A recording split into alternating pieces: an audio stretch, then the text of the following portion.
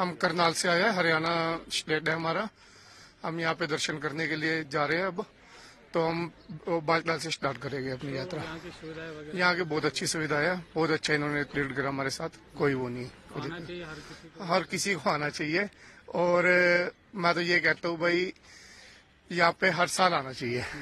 हाँ जी। तो कितनी खुशी है आज आप जा रहे हैं दर्शन के लिए? बयान नहीं कर सकता आपका किसी के आगे भी, मतलब इतनी खुशी हो रही है मेरे को।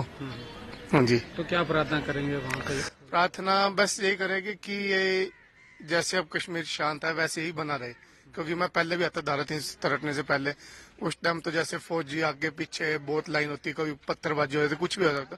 बट अब कोई डर नहीं है। जैसे मैं कल भी आया, कल भी अपना घूम के आया, मार्केट में खुले हम, कोई दिक्कत नहीं है।